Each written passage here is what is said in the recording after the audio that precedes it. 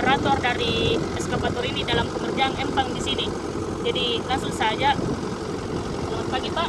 Pagi. Atas nama siapa? Umar. Umar. Jadi Pak Umar, saya akan menanyakan tentang beberapa perhitungan dalam pengerjaan empang oleh eskavator di sini. Jadi yang pertama adalah berapa tenaga yang dibutuhkan? Tenaga pada umumnya itu operator ada dua. Pertama yang di eskavator itu di alat ada dua. Pertama operator yang mengemudi dan helper yang sebagai kata lainnya itu kalau di mobil itu karena Jadi begitu, jadi dua saja yang dibutuhkan. Oke, yang kedua, tenaga yang dapat digunakan. Tenaga yang dapat juga digunakan itu dua. Dua juga. Harus sebenarnya dua, helper sama operator. Apabila operator membutuhkan sesuatu, itu helper yang kendalikan. Apabila salah satu yang tidak ada, bagaimana? Apabila helper tidak ada. Pada umumnya operator yang menjalankan itu. Jadi yang ketiga, faktor efisiensi operator. Faktor efisiensinya itu semacam biayanya Pak ya. Ya. Biayanya itu operator terkadang misalnya kita gaji misalnya kontrak kerjanya kan, terkadang misalnya ada satu proyek misalnya ini pengerukan tambak, kita putuskan harganya sekian.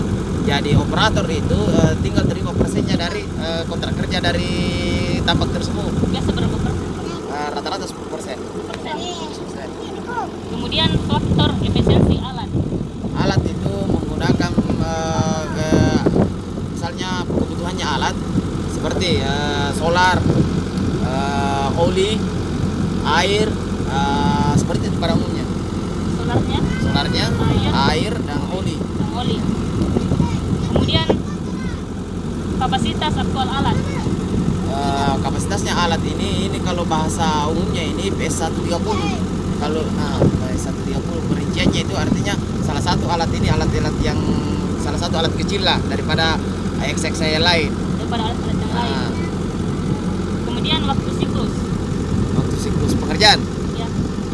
Pengerjaannya itu tergantung, biasa pada umumnya itu jam 8 sampai jam 5 sore, atau terkadang kalau ada memang lembur dia sampai malam. Jadi tiba-tiba lemburnya. Iya, terkadang tiba-tiba kalau memang ada pekerjaan yang diburu kan. Kemudian produksi kerja kasar. Produksi kerja kasarnya itu misalnya dia akan membuka lahan saja. Misalnya kayak ini hutan-hutan ini mau dibuatkan akses jalan, dia hanya membuka saja. Selebihnya itu tinggal di belakang entah kamu pengaspalan atau pengecoran, yang penting bisa dijalui akses seperti jalan kaki atau kendaraan pada umumnya. Faktor pembuka jalan. Kemudian yang lain kerja. Ya, yang lain kerja karena ini hanya untuk artinya membuka saja. Iya. Kemudian produksi kerja aktual. Produksi kerja aktualnya seumpama kayak ini kan, per hari itu biasa dia capai kurang lebih 300 meter. 300 meter. Nah, pekerjaannya kalau begini kayak ini saluran. Iya. Nah, per hari itu kayak kurang lebih 300 meter. Nah, pekerjaannya itu untuk mengerukan sungai. Iya. Nah, selebihnya itu kalau misalnya pembukaan jalan, biasa itu dia kerja itu kurang lebih 500 meter atau 400 meter itu per hari. Terus yang dapat diangkut oleh Ini bebannya dia itu satu baki ini kayak misalnya tanah itu kurang lebih 100 kilo. kilo. Kapasitas itu bakinya. Kurang lebih sampai. Untuk tanah, tapi kalau untuk yang lain mungkin bisa di atasnya 100 kilo. Tergantung dari muatannya untuk satu dia Iya, diangkat. kontrol. Kemudian biaya penyusutan. Biasa biaya penyusutan itu kadang-kadang seumpama tiba-tiba ada haji rusak, tiba-tiba habis oli, tiba-tiba artinya kita persiapkan itu kurang lebih 1 jutaan. Jutaan semuanya. Biaya tiba-tibanya kan. Tiba-tibanya. Kalau misalnya lebih dari itu bagaimana Pak? Artinya kita kondisikan saja. Kondisikan. Tambah dari luar. Biayanya atau bagaimana? Iya, kita tambah atau kita masukkan dari catatan kontraknya. Berarti kita harus siapkan dana itu kurang lebih 1 juta untuk tiba-tiba nanti solarnya habis, olinya habis, ataukah lain dan biaya konsumsi lain yang tidak terduga. Dan yang terakhir biaya operasi dan pemeliharaan eskavator ini. Biaya operasinya terkadang kita gunakan kan operasinya ini misalnya kita harus siapkan ini kalau dia berhenti seperti ini atau kalau tidak ada pekerjaan kita kan harus siapkan untuk solarnya, untuk dipanasi, untuk biaya perawatannya kita harus cari cek apanya, kaki-kakinya ke apanya, bakinya, untuk biaya kebersihannya juga itu harus dibantu semua semua. Biasanya berapa kali pembersihan ini dalam seminggu tuh? Biasanya ini kami bersihkan tergantung kalau misalnya dia kerja harus diburu tarik kayak ini kan tidak pernah dibersihkan. Iya. Tapi kalau selesai ini kan pekerjaan ini kurang lebih 1 minggu. Iya. Insya Allah toh. Nah, selesai ini pekerjaan baru kita bersihkan lagi, baru pindah lagi ke tempat lain. Dan biayanya berapa semuanya kalau ditotalkan? Biayanya misalnya kurang lebih itu kan ini sebenarnya kerjanya helper. Iya. Biaya kerjanya helper untuk membersihkan. Oh, jadi helper yang Helper yang bersihkan ini alat. Iya. Nah, itu semua. Saya lah. Iya. Nah, dia helper yang bersihkan. Artinya helper kan sudah tentu ada juga gajinya.